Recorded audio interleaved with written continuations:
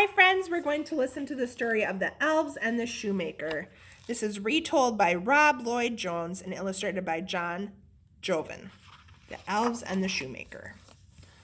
Once there was a famous shoemaker. Lords and ladies loved his beautiful boots and even kings wore his slippers. But now the shoemaker was old. He had aches and pains from sewing and stitching. No one wanted to buy his shoes or his boots anymore. All day long, his shop sat silent and empty. The shoemaker stared at his last piece of leather and sighed. After this, I don't know what we will do. Let's worry about it in the morning, his wife said as she led him away with a hug. But morning came with a big surprise. There on the workbench sat a fantastic pair of brand new shoes. Everyone admired the shoes in the window. They were sleek and shiny and perfectly stitched. What fine footwear! The shoemaker sold them the moment his shop opened up.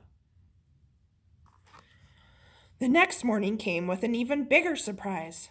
2 pairs of boots stood on the shoemaker's bench, and what incredible boots they were, with twirly patterns and golden toes. The shoemaker sold them in seconds. "Oh my," said a customer, "never have I seen such elegant boots." "Heavens," gasped another, "just look at those laces and handsome high heels."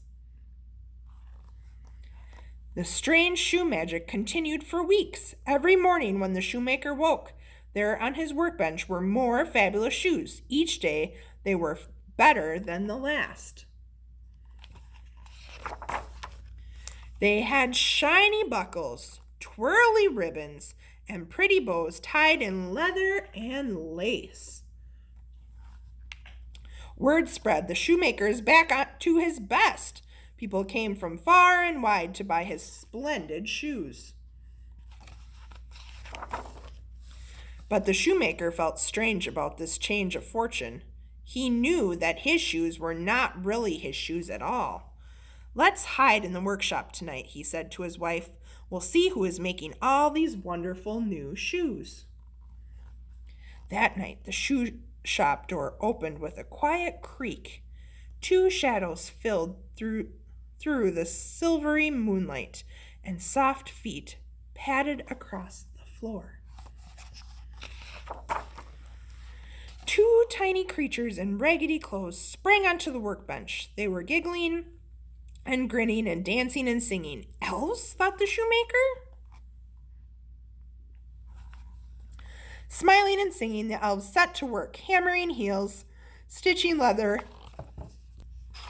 and making fluffy pom-poms. By the first light of morning, the latest pair of shoes was finished, and the cheery little elves scampered away. The shoemaker gasped, and his wife clasped her hands. "What magical creatures!" she cried. "We must repay their kindness," the shoemaker said. "But what can I make for an elf?" For the first time in weeks, the shoemaker sat at his workbench, cutting and stitching leather and cloth. He worked and worked as day became night. His candle burned down, and his eyes ached in its flickering light. Finally, he was finished. He left what he had made for the elves to find. "Those creatures have given us so many wonderful surprises," he told his wife. "Tonight they'll have a surprise of their own." The elves squealed with joy when they saw the shoemaker's gift. "What stunning new suits," they said in delight. "Such terrific top hats and tails." The elves danced all around the workbench, gleefully singing about their magnificent suits. "What happy little elves are we, no longer workmen shall we be. We look so fine in our new suits, no longer shall we stitch new boots."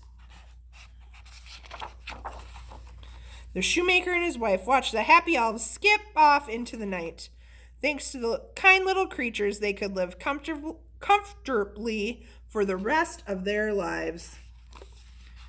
The shoemaker never made another pair of shoes, but whenever he thought of the elves, he smiled.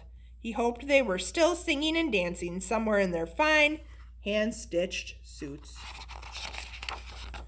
The end.